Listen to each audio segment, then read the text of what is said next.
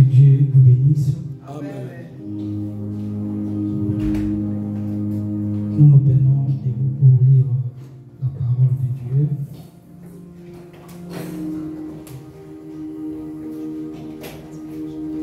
Juge chapitre 11, verset 1er jusqu'au 10e verset. Ça, on peut aller lire à la maison, mais nous avons... Juge chapitre 11, verset 1er au 10e.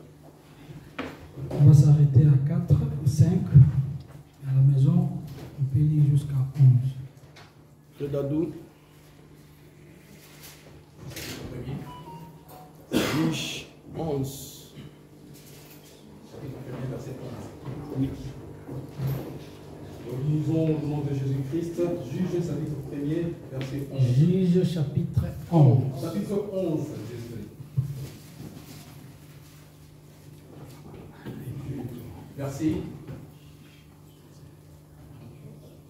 11, verset 1 à 4. 1 à 4.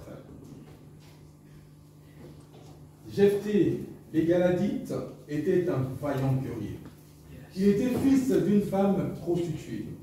Et c'est Galad qui avait engendré Jephthé. La femme de Galad lui enfanta des fils.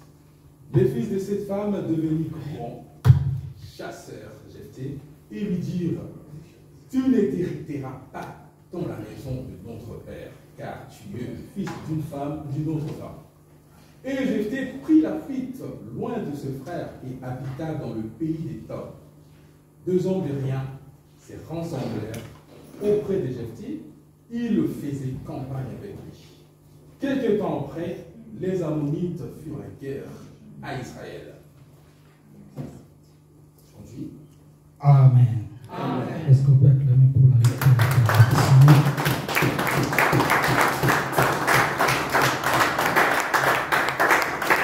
Nous pouvons nous asseoir. Que Dieu bénisse la lecture de sa parole. Amen. Nous pouvons nous asseoir. Je bénis Dieu pour cette grâce qu'il nous a encore accordée et surtout cette opportunité de nous tenir encore devant vous ce soir. Je bénis l'homme de Dieu et je remercie le pasteur Daclo qui a renouvelé encore sa confiance envers nous, que nous soyons un méandre par lequel le Seigneur va encore nous parler ce soir. Que Dieu vous bénisse. Amen. Je voudrais parler sur un sous-thème que le Saint-Esprit a intitulé « La force de l'alliance attire vers la destinée ».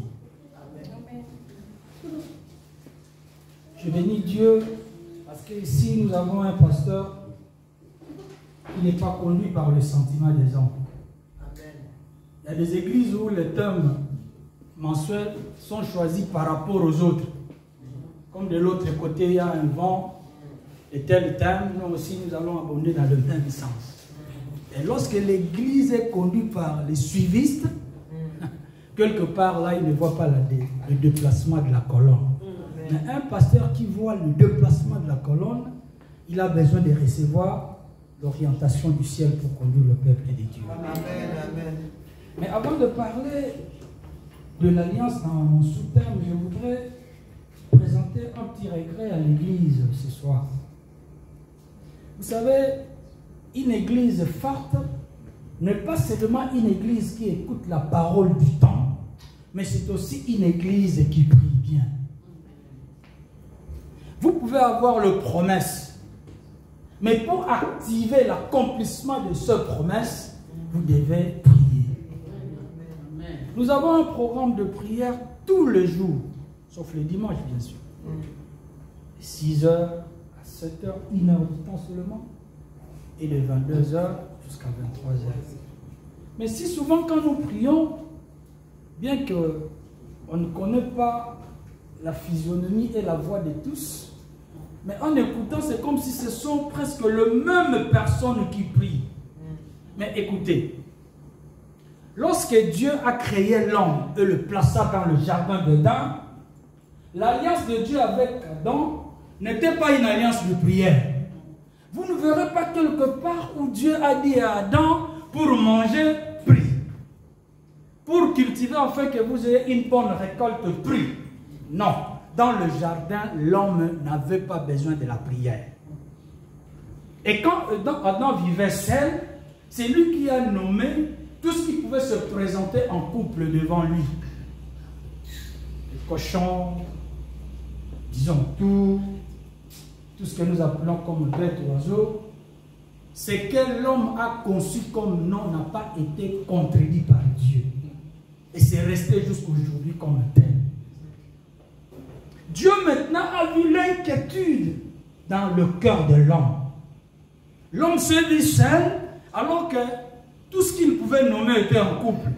Par cette inquiétude-là, Dieu va maintenant répondre à Adam selon ses inquiétudes que lui n'a pas présentées par la prière devant Dieu. Dieu a dit, il n'est pas bon plutôt que l'homme soit seul, je lui ferai une aide semblable. Adam n'a pas demandé à Dieu une aide semblable. Écoutez bien, je vais introduire d'où vient la prière, pourquoi nous prions et qui a demandé qu'il y ait prière. Mais lorsque l'homme et la femme vivent dans le jardin, la femme va pécher pour aller manger les fruits qui étaient interdits. Mais pour que le péché intervienne, la femme a ouvert une porte. Quand vous lisez Genèse chapitre 2, versets 16 à 17, Dieu n'a pas dit à Adam que le fruit de l'arbre qui est au milieu, vous n'en toucherez pas et vous n'en mangerez pas. Dieu n'a pas fait mention à une touche. Il a dit seulement ne mangez pas. Mais quand la femme est avec le diable, il ajoute quelque chose que Dieu n'avait pas dit. Il dit, Dieu nous a dit, quant au fruit qui est au centre, nous ne toucherons pas et nous ne mangerons pas. Le diable a vu le mensonge, il a dit, bon, comme il a ajouté quelque chose que Dieu n'a pas dit, la porte est ouverte et je vais maintenant m'occuper de cette femme. C'est alors que la femme a mangé et elle est allée donner à son mari et les choses ont basculé. Mais écoutez maintenant, Dieu qui pouvait descendre chaque soir, parler à ce couple ou à Adam, il appelle maintenant un soir après que le péché était consommé. Adam, Adam, où es-tu? J'ai écouté ta voix, je suis caché. Tu t'es caché pourquoi? Je suis nu. As-tu mangé le fruit interdit? Écoutez la réponse de l'homme. Quelqu'un qu'on pose la question, as-tu mangé? La bonne réponse est non. Oui. J'ai mangé ou je n'ai pas mangé. Mais écoutez les contours de l'homme. Seigneur, la femme que tu m'as donnée. Ah, ici Adam est en train de condamner Dieu. Moi, je n'avais pas besoin d'une femme, mon Dieu. Et d'ailleurs, quand on était avec toi et moi, chaque soir quand tu venais là, je n'avais pas le temps de te fuir. Mais subitement, toi, tu me donnes une femme que je n'ai pas demandé. Et voilà cette femme que tu m'as demandé, que tu m'as donnée sans que je puisse te le demander. C'est elle qui m'a conduit dans le péché. Alors Dieu maintenant, dans son conseil céleste, dit, ah, je suis aujourd'hui fautif parce que j'ai donné à l'homme quelque chose que lui n'a pas désiré. Désormais, pour qu'il reçoive quelque chose, l'homme doit me demander pour que je ne sois pas coupable un jour. C'est ici où la prière a intervenu dans la vie des hommes. C'est-à-dire, c'est nous qui avons demandé à ce que Dieu puisse nous accorder justement ce que nous avons demandé. C'est pourquoi la prière a été instituée. Mais aujourd'hui, toi qui as voulu que les choses te parviennent par ta prière, tu refuses aujourd'hui de prier? Écoutez, je me répète, l'alliance est là. Bien que cette alliance puissante, mais pour activer les promesses, nous devons dire à Dieu quelque chose. C'est pourquoi, quand Christ est venu, étant Dieu qui parlait à Adam, il a dit, demandez. Dieu faisait la donner.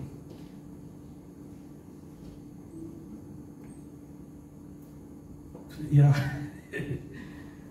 y a un principe que j'ai établi dans notre église, j'ai dit déchiffrant. Le principe de déchiffrant. Déchiffrant. Demander, chercher et frapper. Quand vous êtes un déchiffrant, dans cette association de déchiffrants, vous allez vivre une vie chrétienne victorieuse. Que Dieu bénisse cette intervention. Nous parlons sur l'alliance. Les hommes de Dieu ont parlé. J'étais tellement béni par les interventions des hommes de Dieu. Mais aujourd'hui, ce même Dieu-là va encore bénir la vie de quelqu'un. Je vais ajouter ou mettre ma petite pierre sur l'édifice. La force de l'alliance attire vers la destinée. L'alliance a été déjà conclue. Mais dans cette alliance, il y a une force que l'homme ne peut pas résister. Il y a une force. Lorsque Dieu conclut une alliance avec son peuple, dans cette alliance, il y a une force qui va attirer la personne pour qu'il vive les choses que Dieu a destinées par rapport aux promesses liées de l'alliance. Or, même le salut que nous proclamons aujourd'hui, que nous jouissons de ce salut que Christ nous a accordé, tout salut est lié par l'alliance. S'il n'y a pas une alliance quelque part, on ne peut pas parler du salut. S'il y a quelqu'un qui me comprend. Amen. Et lorsque l'alliance est conclue, il n'y a pas d'alliance sans promesse. C'est-à-dire, toute alliance est liée à des promesses. C'est pourquoi même dans l'amour, là où il y a l'alliance, il y a des promesses mutuelles. Je serai fidèle. L'homme aussi dit, je serai aussi fidèle. Mais comme les hommes sont infidèles, ces serments-là, on le brise peut-être 4 ans ou 5 ans après. Mais le Dieu qui a traité alliance avec nous, malgré nos erreurs, il est fidèle et il en reste. Amen. Amen. Nous parlons, selon le texte que nous venons de lire, d'un homme qu'on a appelé Jephthé. Jephthé qui signifie tout simplement Dieu va libérer. Cet homme de Jephthé n'est pas un homme qui était honoré en Israël. La Bible explique bien que c'était un enfant hors mariage. Gala qui n'était pas sérieux dans sa jeunesse a eu un enfant et qu'il a nominé Jephthé. Et quand il a maintenant eu l'âge mature, il devrait s'engager pour prendre une femme que nous appelons une femme légitime.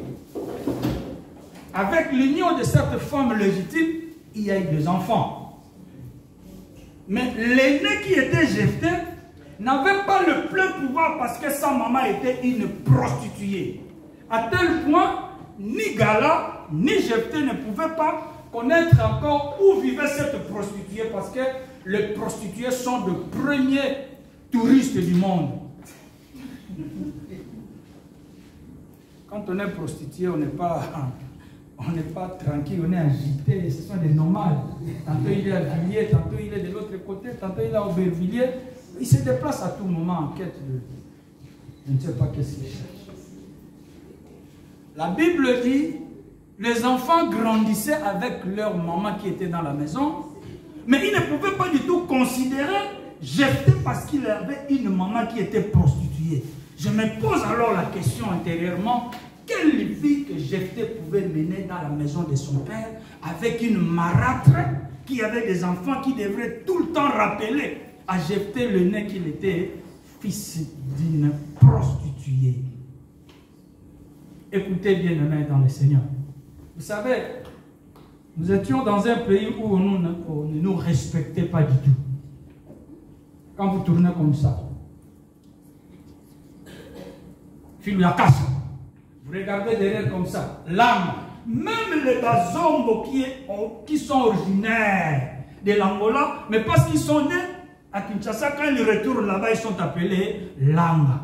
Mais attention, malgré cette aversion, malgré cette haine, les Congolais ont été bénis et les Bazombo en Angola.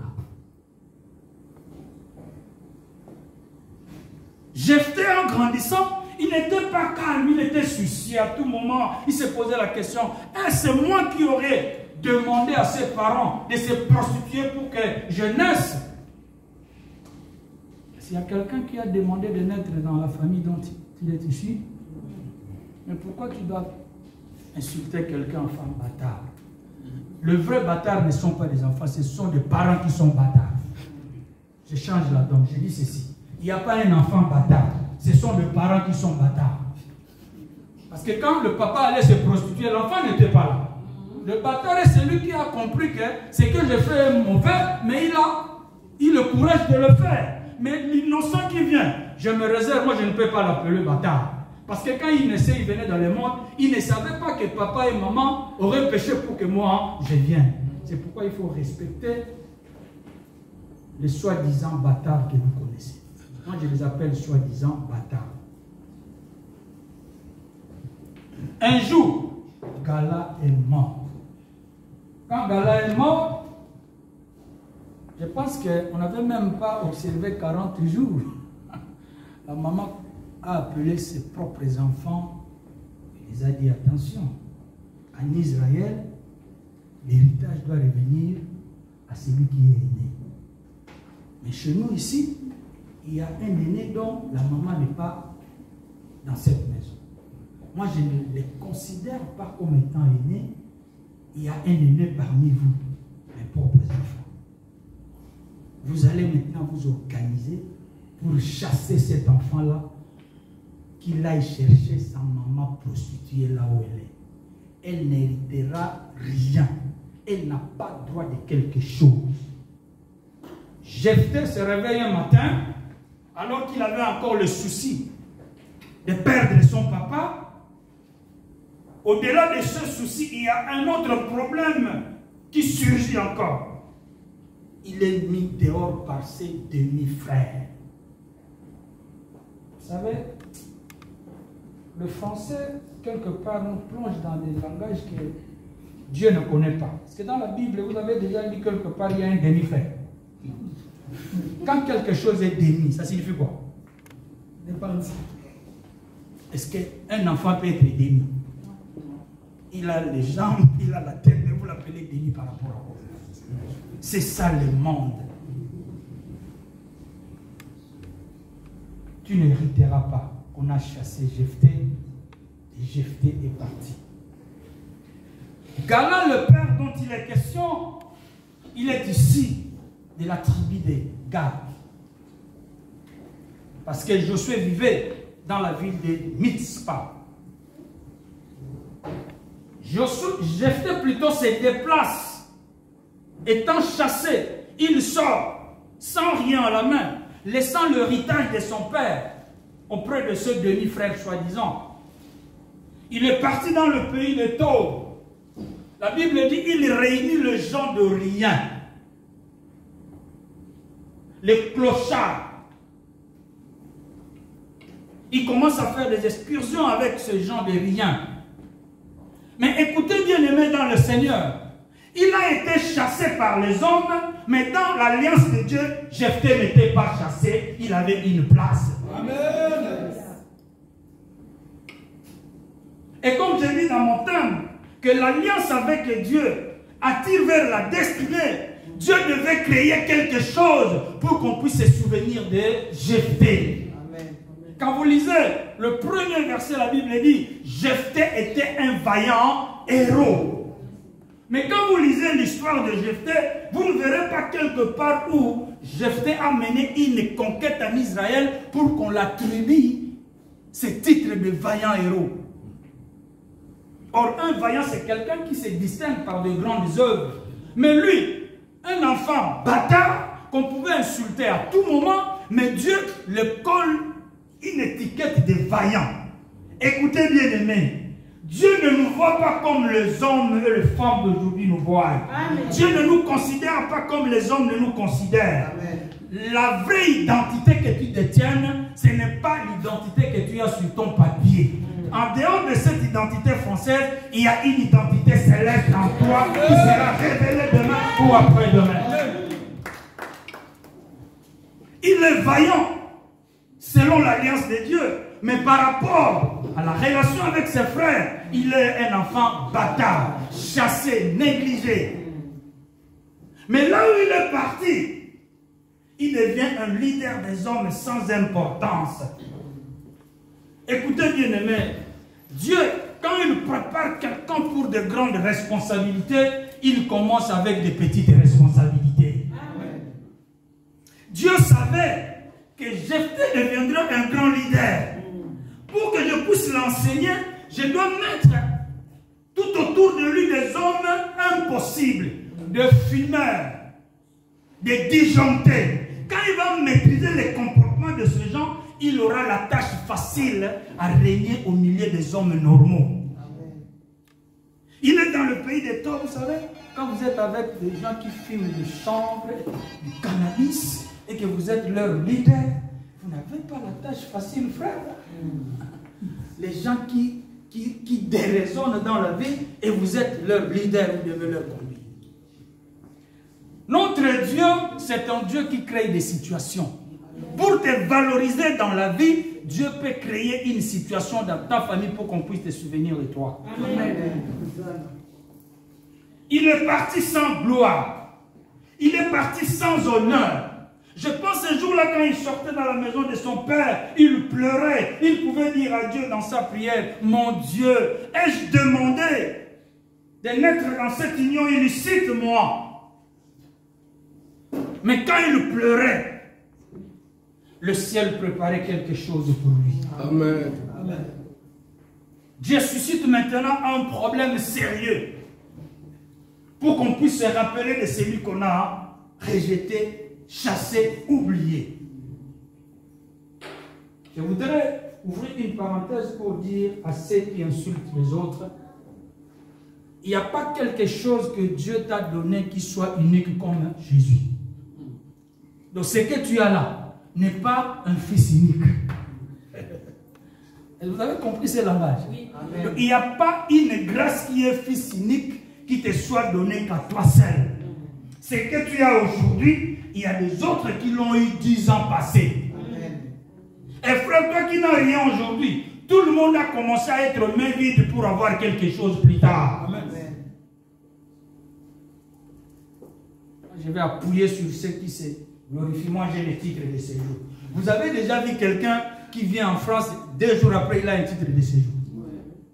Les titres viennent qu'après plusieurs années. Et si ça vient après plusieurs années, réjouis-toi parce que tu es dans la procédure normale, dans le chemin de tout le monde. Que les insultes, que les critiques des autres ne puissent pas te frustrer. Sois heureux. Dites à celui-là, le chemin que je suis en train de parcourir, toi, tu l'as aussi parcouru. Mais ce qui est vrai, tout le monde qui a un papier en France ne serait pas élevé de la même manière. Il y a des gens qui l'ont eu 20 ans passés qui ne font rien, mais il y a ceux-là qui l'ont eu 2-3 ans après, mais ils ont peut-être une petite entreprise. Et avant de pouvoir minimiser quelqu'un, tu dois aussi te poser la question, 10 ans avant, qu'est-ce que tu étais? Qu'est-ce que aussi tu avais? Si j'exagère 10 ans, même 5 ans. 5 ans en arrière ici, tu étais quoi? Tu étais qui? Tu avais quoi? Il est parti. Les enfants qui sont restés dans la maison de leur père avec leur maman, ils se sont réjouis, on l'a chassé, il va souffrir, sa vie est gâtée, gâtée. Oh, écoutez, il n'y a que Dieu qui peut gâter la vie de quelqu'un. Mais ce Dieu-là plein d'amour ne permettra jamais à un ange céleste qu'il soit commissionné pour venir gâcher ta vie. Il n'y a que le diable qui peut gâcher, mais Dieu ne gâche jamais la vie de quelqu'un. Amen. Il est parti avec pleurs. Mais ses demi-frères s'est réjouissé, on l'a chassé. Il ne fera rien. Lui pensait qu'il va hériter avec nous. Quand il est parti, Dieu crée une situation. Dis à ton voisin, un jour Dieu va créer une situation. Un jour Dieu va créer une situation. Notre Dieu, c'est un Dieu qui crée des situations dans la vie. Amen. Pour que tu sois un jour respecté, Dieu va créer une situation. Amen. Jephthé est chassé, Israël est dans le calme. Mais après quelque temps, Dieu commence à travailler pour valoriser la vie de Jephthé. Les fils d'Amnon se lèvent, ils font la guerre contre Israël. Israël est opprimé. Les anciens de Gala se réunissent. Ils disent, mais nous avons combattu, mais nous sommes faibles devant ce peuple. Ils sont des cousins. Ce sont des cousins qui se lèvent pour combattre leur cousin Israël. Les anciens d'un conseil disent, mais non, quand nous sommes en train d'être acculés, frappés, tabassés par les Ammonites, nous avons quelqu'un que Dieu aurait appelé vaillant héros, mais qui n'est pas avec nous ici. Allons le chercher chez eux. Il y a une délégation qui va chercher les soi-disant enfants bâtards. Ils arrivent dans la maison des Galas, on dit Gala serait déjà mort. On demande à sa femme où est Jephthé. Nous ne savons pas où est-ce qu'il est, mais nous l'avons entendu. Il y a des amis qui nous ont appris qu'il est parti dans le pays des Tours. Quelqu'un qui est sorti sans délégation, quelqu'un qui est sorti sans gloire, avec pleurs, et les insultes le suivaient derrière. Mais quand les anciens d'Israël se concentrent pour aller le chercher, il y a un cortège, des anciens, des dignitaires, des notables à la recherche de celui qui était chassé. Alléluia. Ils arrivent dans le pays des Tauves. Au lieu de trouver Jephthé plutôt dans une situation confortable, on lui dit non, il n'a pas une maison, il est sur les étables du marché là avec des voyous. Les anciens d'Israël ne se diront pas, mais non, comment? Quelqu'un que nous venons chercher pour aller combattre à notre faveur, il est au milieu des bandits, des gens de rien. Écoutez, bien-aimés, lorsque Dieu fait son choix sur toi, les calculs des hommes, les appréciations des hommes ne changeront rien. Ils arrivent, ils trouvent Jephthé avec une culotte déchiquetée plutôt comme un créseur de diamants qui n'a pas vu le diamant pendant plusieurs années, avec une santé médiocre. Il se nourrissait de miettes, c'est-à-dire, je pense qu'il était même porteur. Parce que quand on est dans la rue, tout ce qui se présente passe rapidement. On l'a trouvé peut-être avec un grand carton dans un dépôt là.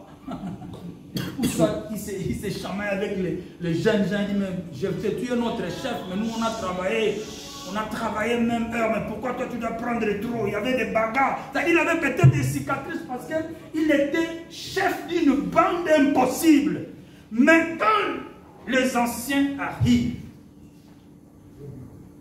ils diront maintenant à celui qui était chassé, Jephthé, nous avons un problème chez nous.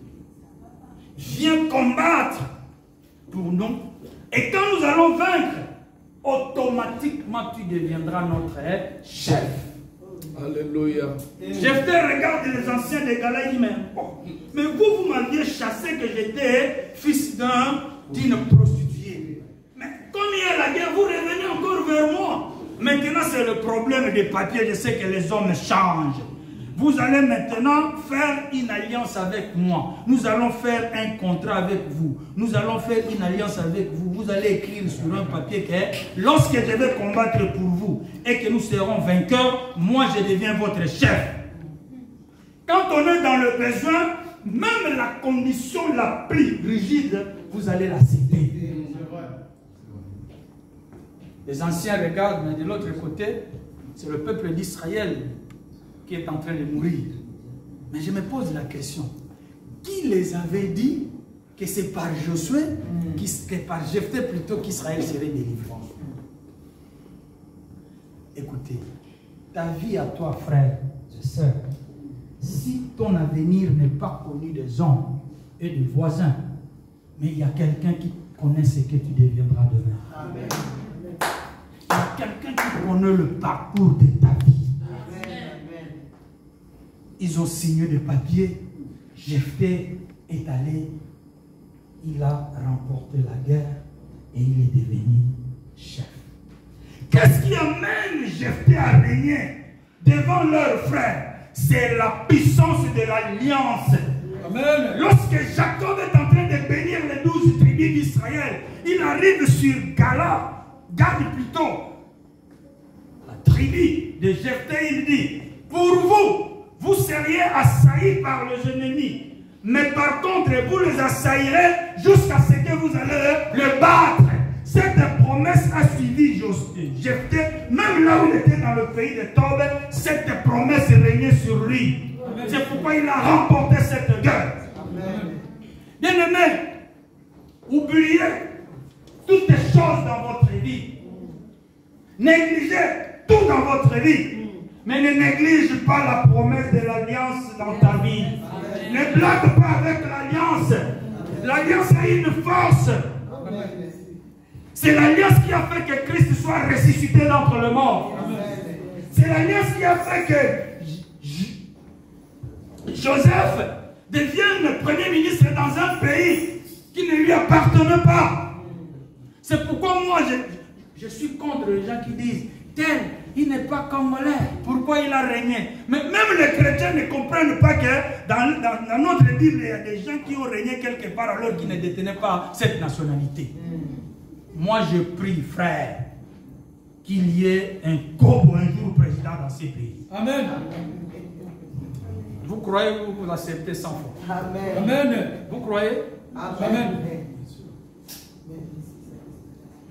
Sarkozy est vrai français? Non. Dominique, qui? Strauss-Kahn, c'est quoi? Strauss-Kahn, c'est Strauss-Kahn. Il est français? Dans les années qui viennent ici, nous aurons un noir président dans ces pays. Amen. Vous qui êtes déjà amis de Marine Le Pen, dites là qu'il y a un prédicateur qui a dit qu'il y aura un noir président ici. Amen. Même quand nous mourrions un jour, mais l'histoire retiendra. Il y aura des Toubira. C'est Toubira? Il y aura des Toubira. Lorsque vous êtes minimisé, lorsque vous êtes vilipendé, si vous avez alliance avec Dieu, réjouissez-vous. Vous avez un Dieu qui n'abandonne pas, vous avez un Dieu qui ne te laisse pas. La force de l'alliance va te patrouiller, va te chercher et t'attirera pour que tu entres dans ta destinée. Vous savez, nous avions grandi avec un garçon. Il n'avait pas notre âge. Mais comme il était issu d'une famille pauvre, on l'a fait toutes sortes de mal. Il était notre cible, notre proie. Comme il était souvent torse ni pieds nus, c'était un instrument de jeu. Mais c'était un homme beau. Il avait quand même de la beauté. Un jour, on a vu les jeunes frères disparaître. On avait encore 15-14 ans. On ne savait pas, le jeune là est parti où? Alors qu'il était un Jephthé. Nous, on ne savait pas qu'il était un Jephthé, préparé pour venir plus tard nous intimider. Il est parti dans son petit commerce, Dieu l'a aidé. Il est revenu en 92. Alors que nous, on était encore étudiants, il est revenu avec beaucoup d'argent. Il a acheté une parcelle, il avait 2 gros magasins, il a engagé des gens alors qu'ils n'avaient pas étudié. Frère, il y a des gens qui sont beaux et belles aujourd'hui dont cette beauté n'est pas encore sortie. Il y a une beauté intérieure que les gens ne voient pas. Nous avons vu quelqu'un revenir avec une moustache, avec une beauté. On s'est posé la question, c'est lui ou ce n'est pas lui? Et vous savez, ce jeune-là, comment il nous a défiés? Nous sommes voisines la maison est voisine d'une parcelle dont le papa avait sa fille aînée qui était très intelligente et elle était licenciée à l'époque là. Et le petit là qui n'avait pas étudié, notre ami là, il va cibler Yvette pour que Yvette devienne sa femme légitime. On a haussé les épaules, les quartiers s'est tenu debout, tout le monde disait il faut les taper. Mais on avait peur. Vous allez taper quelqu'un qui a l'argent avec des policiers derrière lui. Un Jephthé, quand il est honoré, vous n'aurez pas encore le temps de lui insulter. Quand quelqu'un est déjà élevé, vos salives ne lui atteindra pas. On était là, on pouvait hocher la tête, on pouvait secouer. Et quand il passait, je vous assure frère, j'ai vu les gens au volant de leur voiture, je n'ai jamais vu quelqu'un avec un poster pareil dans une voiture. J'ai dit, mais tout le monde, on a commencé même à l'envier. On dit, mais voilà quelqu'un qui était rejeté. Dieu est celui qui valorise. Amen. Dieu est celui qui valorise. Amen. Là où on ne t'a pas donné de la valeur aujourd'hui, là où on t'a rejeté, ne réplique rien, ne parle en mal de personne. Sois serein. Il y a un temps, il y a un moment, il y a un mois, il y a une année. Dieu ne fait pas des choses, Dieu ne délivre pas pendant plusieurs mois. Dieu ne délivre pas pendant plusieurs années. La bénédiction, c'est une seule journée. Amen. La délivrance, c'est un seul jour. Amen. Quand Dieu te bénit le mardi, c'est fini. Il déclare que vous êtes béni et vous vivez cette bénédiction toute votre vie. Amen. Amen. Mais c'était un mariage qui nous a humiliés. Quelqu'un qui ne parle pas bien français, qui ne sait pas écrire, qui n'a pas été même à l'école primaire, il va prendre une femme licenciée. C'était, vous savez, vous pouvez avoir du crampe à l'estomac inutilement comme ça. Je vous assure, nous on a fui. Si on a voyagé, c'est pour fuir la mort. Parce qu'on se disait, à tout moment quand il passe, et la femme avait, écoutez, permettez que je dise des choses là. La femme avait une bonne constitution là. Et quand on regardait, on se disait, mais c'est quoi ça? C'est quoi ça? Et on pouvait appeler la sœur, nous on dit pour nous. Est-ce que la réponse est-ce que nous en avons? On se disait, tu l'as aimé pourquoi? Il dit, vous là, vous avez l'argent.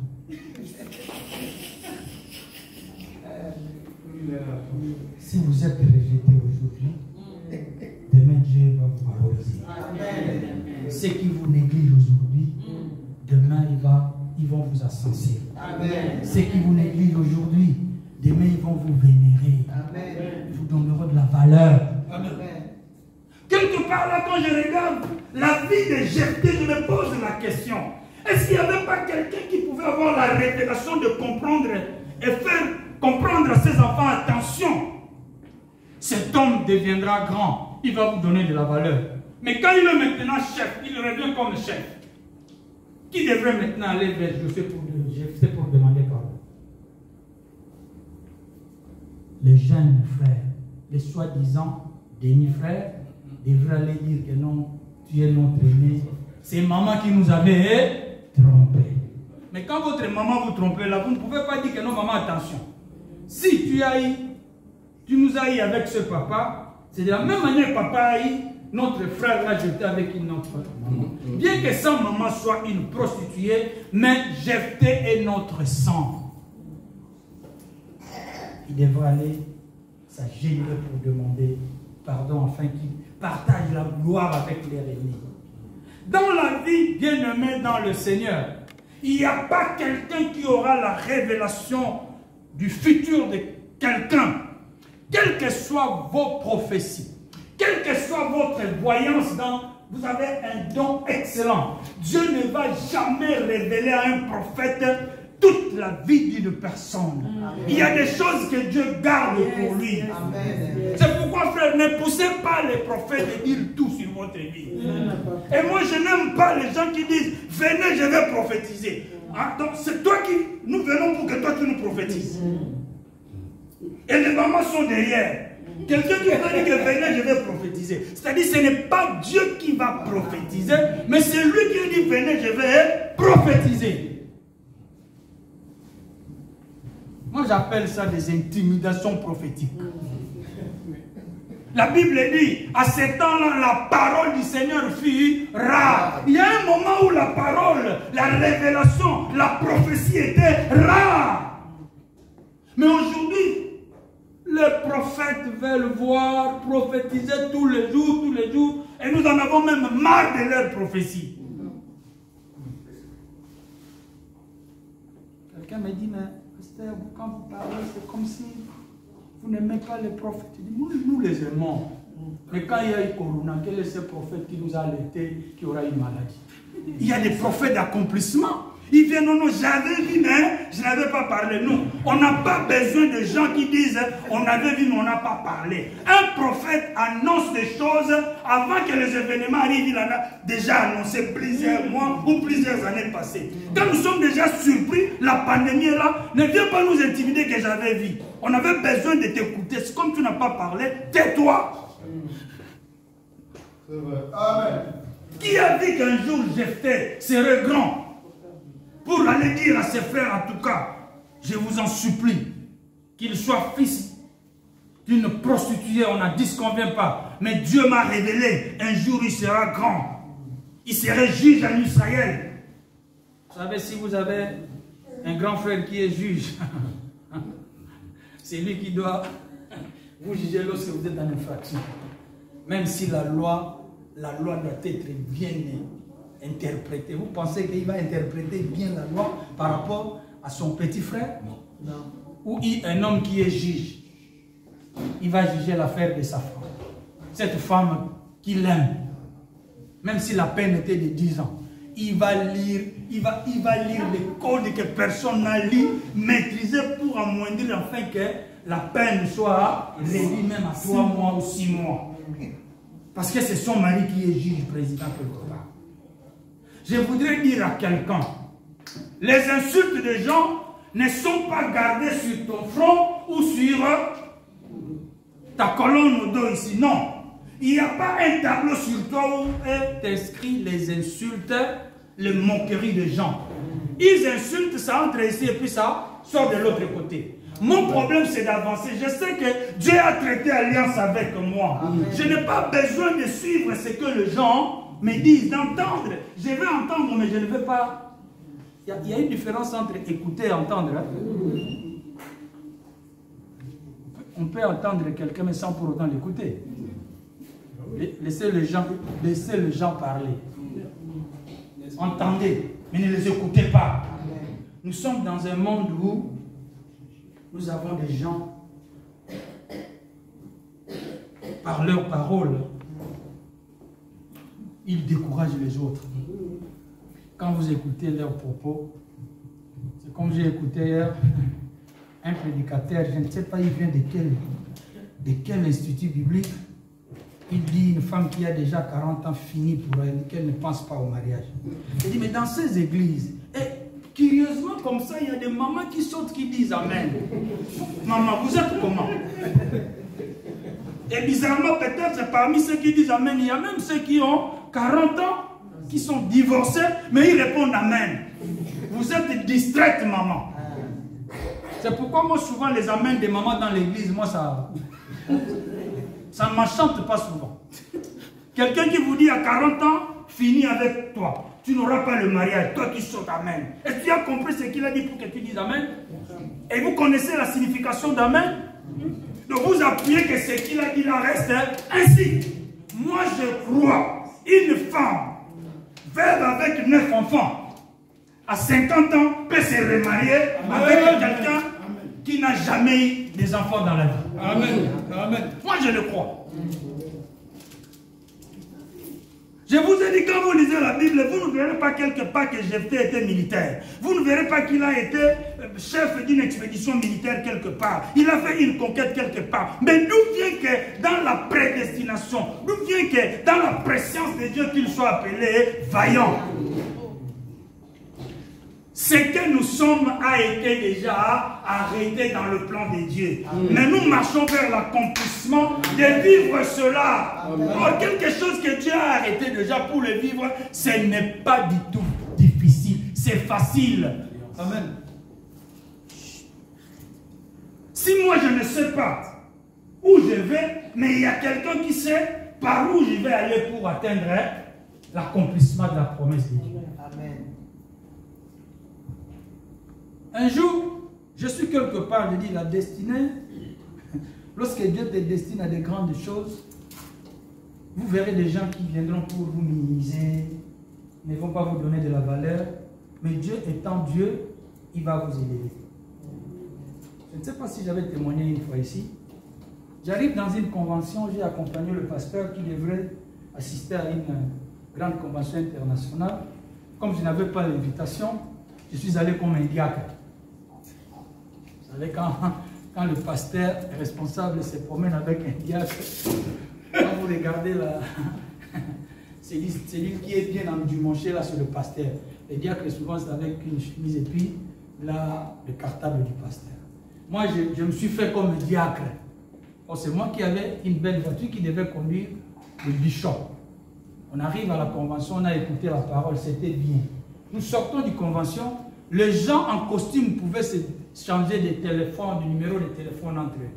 Moi j'étais là en sandales et en chemise. Personne ne venait vers moi. On m'a chassé comme étant un chef de là, j'étais là. Moi ici, je suis responsable d'une bonne église. Mais ces gens ici ne voient rien. Ils se donnaient des numéros. Non, moi je suis dans telle flat. Moi j'étais là. Maintenant, dans leur conversation là, les gens de Luanda et les gens de Belgique, le pasteur Abraham, on lui flanque une question, mais pasteur Abraham, vous allez retourner comment? Il dit non, nous avons notre ami là, le pasteur Anana Bilo. Tu vois l'homme qui est là, il a sa voiture, c'est lui qui doit nous ramener. Et comme j'étais sur le capot de ma voiture, quand ils m'ont entendu que j'avais une belle voiture, j'ai vu maintenant le veste venir vers moi. Oh, on ne savait pas, l'homme de Dieu, tu es pasteur. Donne-nous le numéro de téléphone. Je dis, ah bon? Je donne l'adresse de l'église.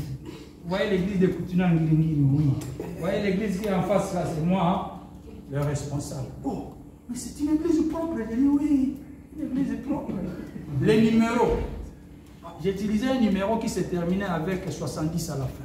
J'ajoute maintenant, à la place de 0, je mets 1. Au lieu de 70, je donne maintenant 71.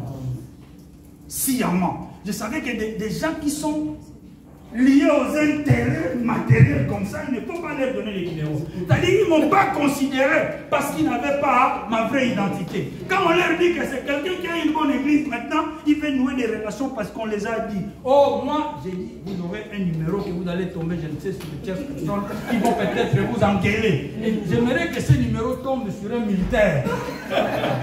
Un militaire déjà ivre, il va t'insulter pas mal. Respecte les gens tels que tu les vois. Amen. Ce qui germera dans ces personnes, tu ne connais pas. Alléluia. Chacun de nous a une dimension de richesse qui n'est pas révélée aujourd'hui. Vous savez, quand l'alliance est en train de localiser quelqu'un pour l'amener dans sa destinée, ça peut prendre beaucoup de temps.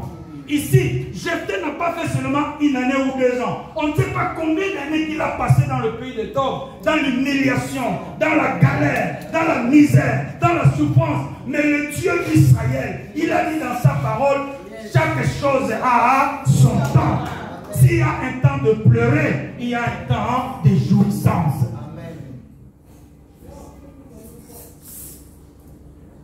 Nous sommes à Kikwit en 92.